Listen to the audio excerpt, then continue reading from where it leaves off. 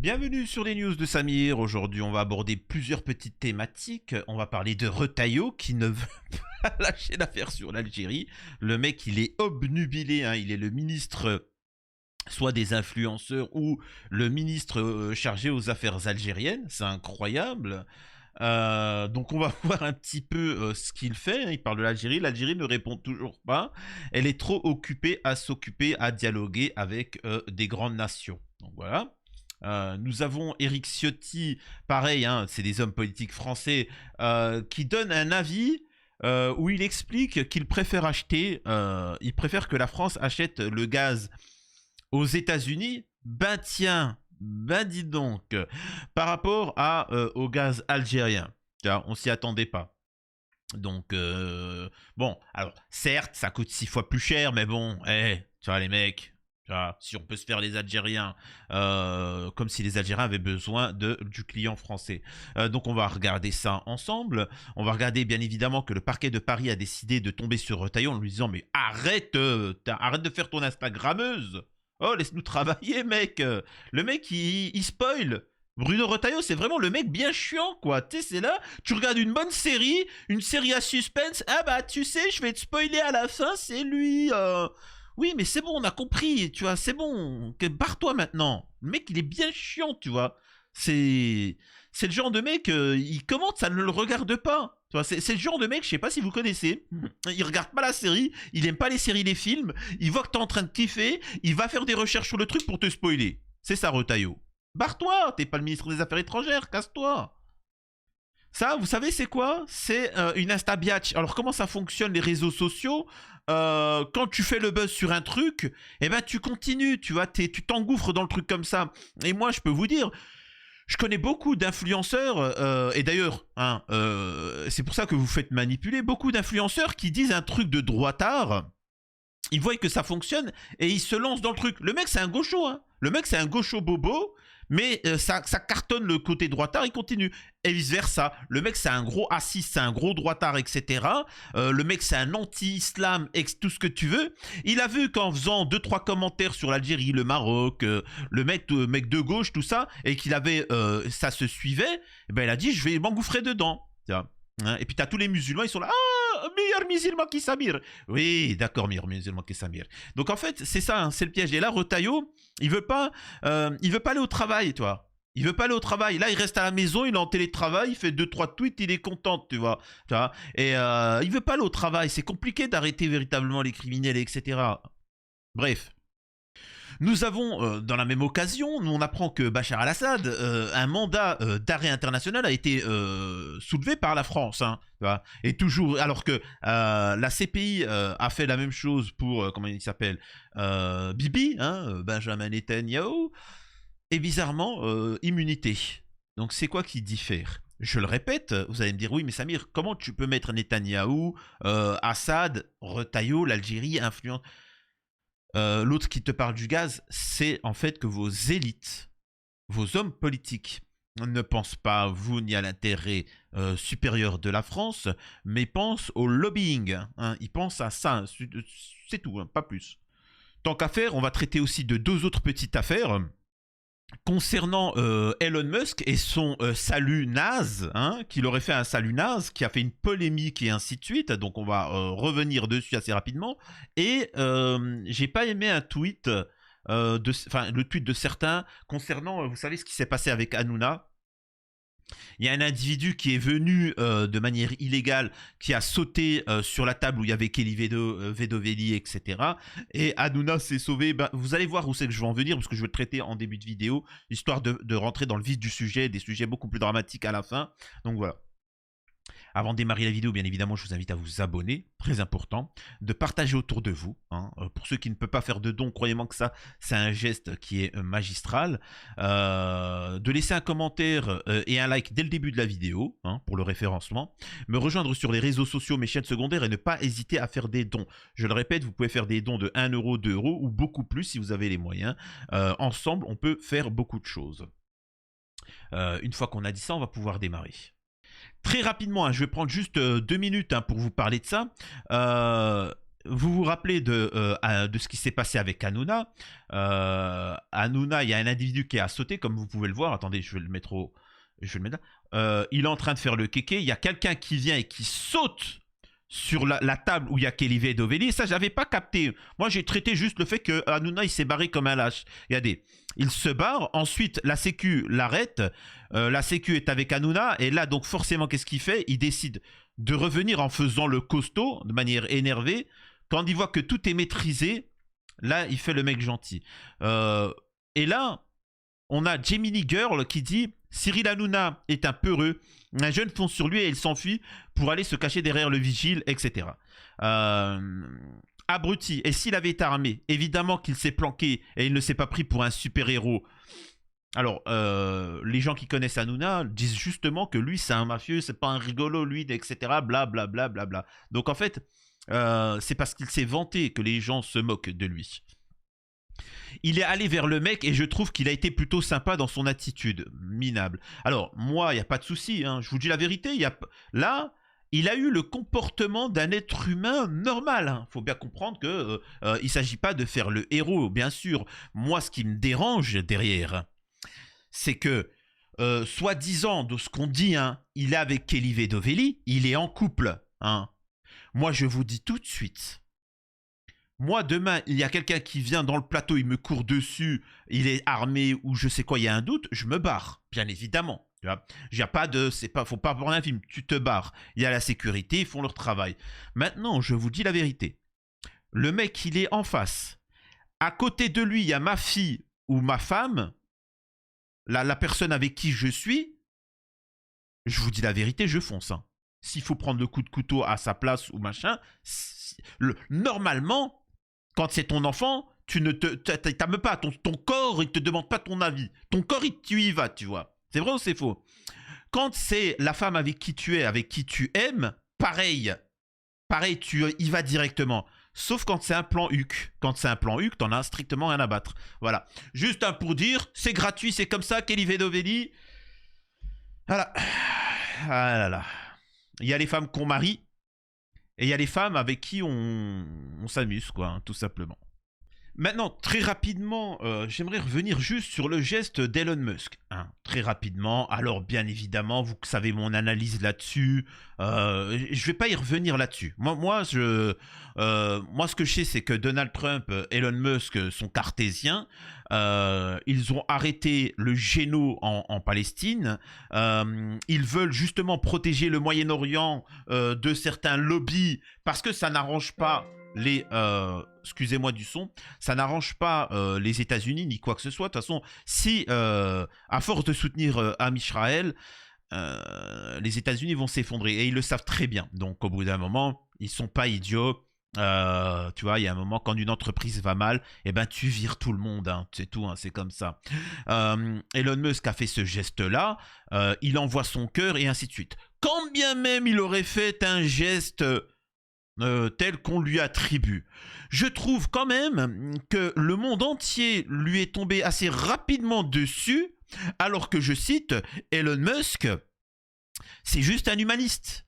Le mec veut juste envoyer les humains sur Mars, tu vois. Alors certains vont me dire, oui mais Samir, c'est compliqué sur Mars, machin.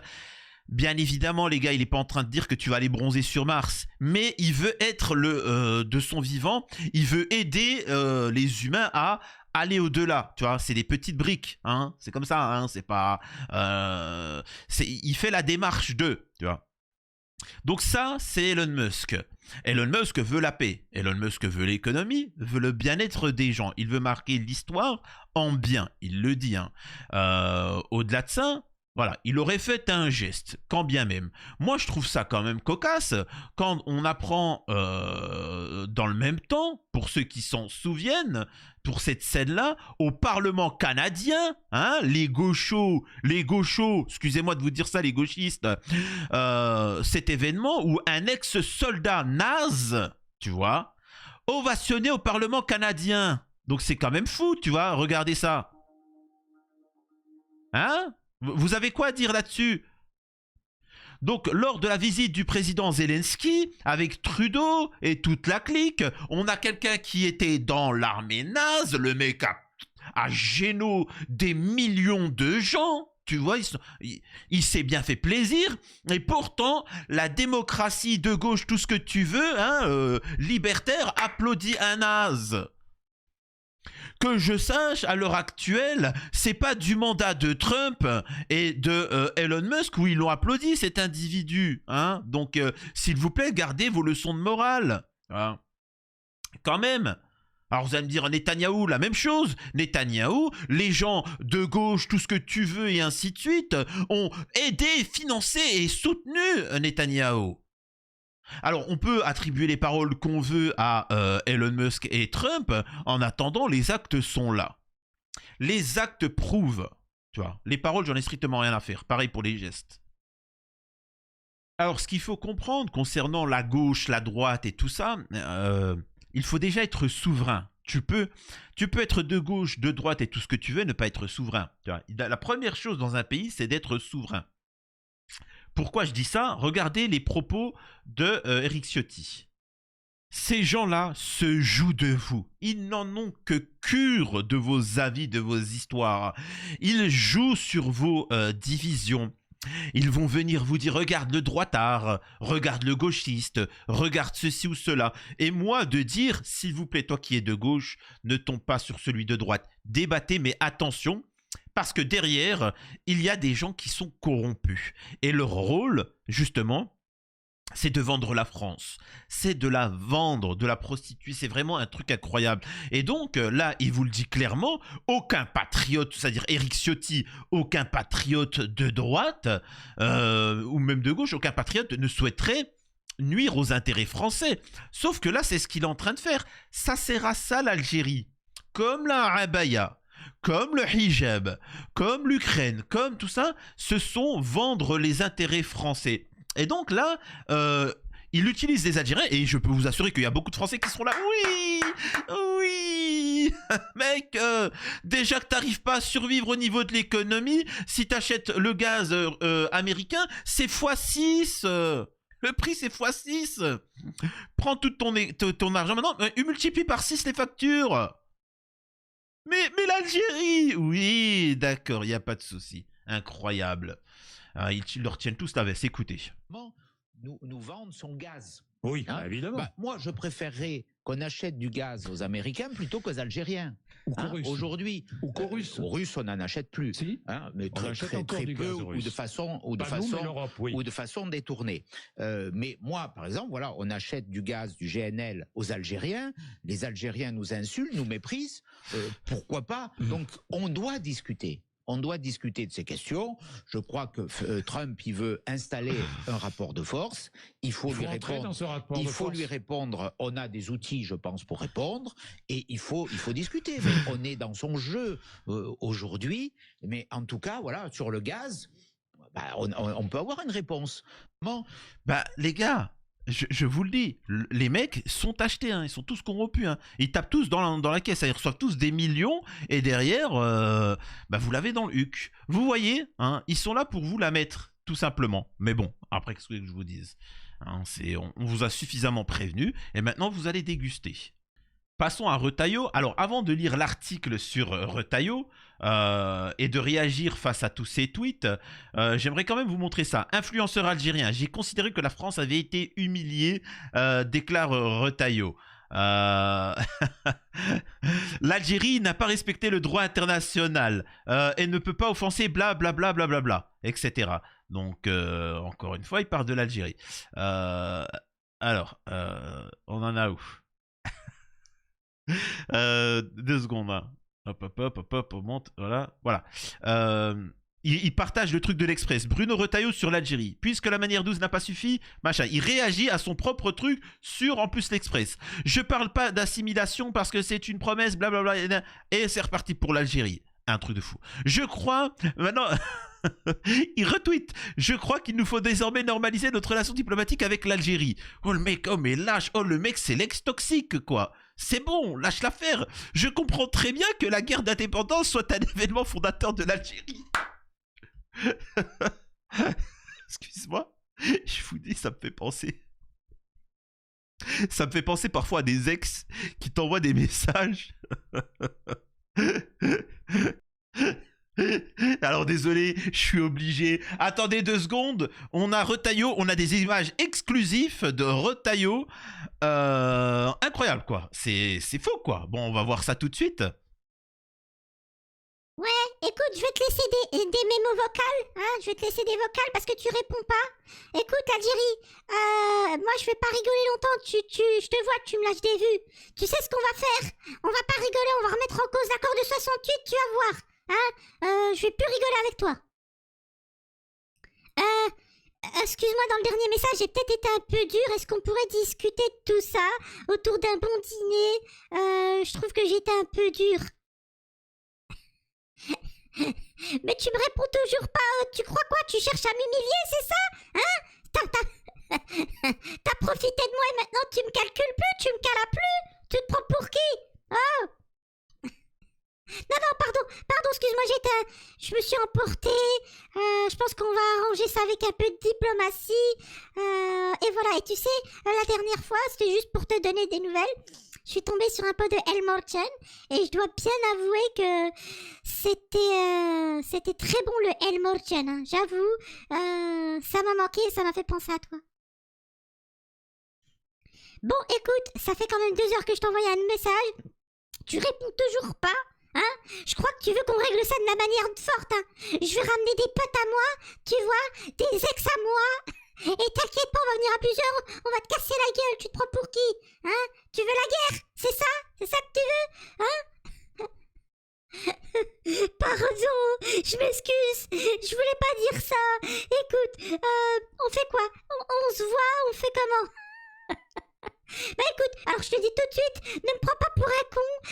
J'ai très bien vu que tu étais avec la Tunisie, avec l'Italie. Hein? Je t'ai vu avec l'Italie, tu sortais avec, etc. Incroyable, c'est comme ça. Hein? Y a plus d'histoire entre nous, c'est fini, tu passes à autre chose. Tu vas le regretter, tu viendras pas, tu viendras pas chialer. Tu veux quand tu veux, Je te jure, ça me fait penser à ça. Je vais faire un petit montage. Ça me fait penser à ça. Une ex, tu sais, qui... Tu sais, je sais pas, vous avez connu ça parfois? Tu sais, tu reçois un message, ouais, tu manques, tout ça. Et puis tu sais, t'as pas répondu pendant 2 heures. Espèce de bip, bip, espèce de bip, grosse bip. Et toi, tu vois juste les messages que t'as loupé, tu vois. Ouais, excuse-moi, j'ai été un peu trop loin. Mais en même temps, t'es une... Tu quoi? J'avais juste plus de batterie dans mon téléphone, calme-toi. Bref, allons, avançons. Retailleau annonce l'arrestation d'un influenceur algérien. Le parquet de Paris dénonce une déclaration prématurée. Fait rarissime, le ministre de l'Intérieur a été recadré par le parquet de Paris qui n'a pas apprécié son annonce. Seule l'autorité judiciaire est légitime à communiquer sur une affaire judiciaire en cours. Écrit le parquet dans un communiqué. Hein? Un recadrage aux accents particulièrement durs. Parce qu'en fait, il n'arrête pas. Il est rappelé que seule l'autorité judiciaire est légitime à communiquer sur une affaire judiciaire en cours, a fait savoir le parquet, dans lequel il ajoute une personne qui n'est pas jugée et présumée innocente. Incroyable. Place Beauvau, on fait part de son étonnement après la réaction du parquet de Paris. Oh, nous avons fait une communication très classique et maîtrisée, comme on le fait habituellement dans ce type d'affaires, pour saluer le travail de nos services, fait valoir une source de l'Intérieur. Vient maintenant le temps de la justice dans lequel nous voulons certainement pas empiéter, mais cette première communication, excusez-moi, j'ai perdu le truc, de Bruno Retailleau était importante pour coller au temps médiatique et faire savoir aux prêcheurs de haine que la police les voit. Un peu plus tôt, le ministre de l'Intérieur avait annoncé sur Twitter l'interpellation d'un homme présenté comme Rafik Méziane et qui, d'après lui, appelait à commettre des bip, bip, bip sur TikTok. Le pôle national de lutte contre la haine, en ligne enquête sur un signalement effectué sur la plateforme Pharos en portant notamment sur une republication de vidéos sans commentaire. Et de son côté, détaillé le parquet, ajoutant qu'une perquisition a eu lieu afin de saisir le matériel informatique et vérifier si des éléments matériels permettraient ou non de qualifier une infraction. Le parquet de Paris a par ailleurs précisé qu'à ce stade, rien n'est retenu contre la personne concernée. Elle n'a même pas été placée en garde à vue, son état de santé n'ayant pas été jugé compatible avec une telle décision. L'homme, né en 76 à Alger, devait être entendu par la police ce jeudi. Rafik Méziane, qui se présente comme un DJ, affiche 300 000 followers sur son compte TikTok, où il poste des vidéos sur lesquelles il s'exprime en arabe. Cette annonce est intervenue en pleine période de tension entre Paris et Alger. Alors je le répète, je ne cesse de le répéter, il n'y a aucune tension entre Paris et Alger. Je le répète. Samir, tu te trompes, il y en a fortement. Alors, non, je t'assure que non, tu vois. Non, enfin, il y a des tensions entre Paris en direction d'Alger, mais Alger n'en a strictement rien à battre, tu vois. C'est pas méchant, mais ils s'en foutent, tu vois. Excusez-moi de dire ça, t'as des mecs qui sont amoureux d'une femme, tu vois, ils pensent à elle, ils font des trucs, des dingueries, mais la meuf ne le calcule pas, hein, ne le connaît pas, tu vois, c'est un truc incroyable, hein, c'est... incroyable. Dans le même temps, on apprend que, et c'est pour montrer à quel point les politiques en France ne sont que des girouettes à la solde de lobby, Bachar al-Assad, visé par un nouveau mandat d'arrêt de la justice française. Le dictateur syrien, renversé depuis le 8 décembre 2024, est accusé de complicité de bibi, voilà, bon, on connaît la chanson. En exil en Russie, mais cerné à terme par la justice, le président syrien déchu, Bachar al-Assad, est visé par un nouveau mandat d'arrêt pour complicité, etc. Moi, ce qui m'intéresse derrière, quand bien même ça serait le cas, c'est justifié ou non, là n'est pas la question. Quid de Netanyahou et des franco-amis-israéliens qui ont participé au géno, hein? Quid de ces gens-là, de ces individus auxquels une condamnation est tombée et en France on t'explique qu'on ne les arrêtera pas. Donc je le répète, que tu sois de gauche ou de droite, la France, il faut déjà qu'elle soit souveraine. Ils sont tous là à vendre pour des intérêts propres, hein. Donc, tu vois, alors très certainement certains pour ce... Je veux bien comprendre. Après, j'en veux pas par exemple à Eric Ciotti. Tu vois, le pauvre, il a pas de cheveux. Peut-être que hein, tu proposes beaucoup d'argent. Tu te dis en Turquie, je vais en Turquie, je vais me refaire des cheveux. Donc voilà, mais quand même, tu vois, ne sacrifie pas la France. C'est pas méchant, mais Eric Ciotti, tu peux quand même... Je peux t'assurer. Alors, je sais pas combien ça coûte les cheveux, mais si tu veux, je te les donne. Hein. Moi, ça pousse trop. Hein. C'est un truc de malade. Toutes les semaines, je les coupe. Donc, si tu veux, si ça t'intéresse, je t'en donne. Hein. Je t'en donne. T'inquiète pas, ils arriveront jusqu'aux fesses. Hein. Tu vas voir Retailleau. Oh Eric Ciotti, une fois qu'il aura récupéré des cheveux, il en aura plus rien à battre de la politique. Monsieur Eric Ciotti, vous en pensez quoi de... M'en fous, tu vois. Il va laisser les cheveux jusqu'aux fesses. Incroyable. Bref, tout ça pour vous dire que les mecs pensent qu'à leur intérêt. Ils sont prêts à sacrifier l'économie française. Tout ça pour leur haine. Bah écoutez, tant pis. Hein. Alors pour certains, ils me disent qu'est-ce que fait l'Algérie pendant ce temps? Faut que vous compreniez que les politiques algériens, ils n'ont pas le temps de faire des TikTok. Hein. Ils n'ont pas le temps. Voici Abdelmajid Tebboune, le président algérien, qui reçoit le général Michael Langlais, le chef du commandement des États-Unis pour l'Afrique. Et donc voilà. Et donc ça parle de tout un tas de choses assez exceptionnelles. Ça travaille avec les plus grands et ça fait pas des TikTok, ça fait pas du buzz. C'est pas le rôle d'un politique, tu vois. C'est le rôle d'une Astabiach. Mais bon, hein, qu'est-ce que vous voulez que je vous dise? C'est comme ça. Maintenant, on va se laisser là. Je vous invite à vous abonner à ma chaîne Les Interviews de Samir. Il y a une prochaine interview qui va arriver. Et prenez soin de vous. N'oubliez pas de vous abonner, de faire un don sur la chaîne. Des bisous à tous.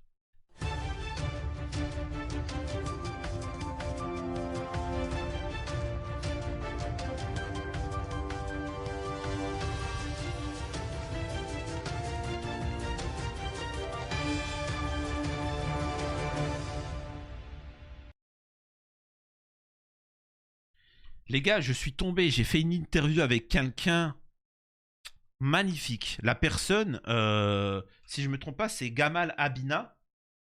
Alors c'est quoi? C'est Gamal Abina, c'est ça? Attendez. Gamal Abina, oh là là. Le mec, c'est un Algérien, franco-algérien. Il s'exprime parfaitement, cultivé, la totale, tu vois. C'est une version de moi, mais plus. Incroyable. Franchement, vous allez le voir en interview. Magistral. Vraiment, T'as plus envie de le lâcher, le mec. Vraiment, t'as plus envie de le lâcher. Incroyable. Donc vous allez le découvrir et je compte sur vous pour lui donner de la force.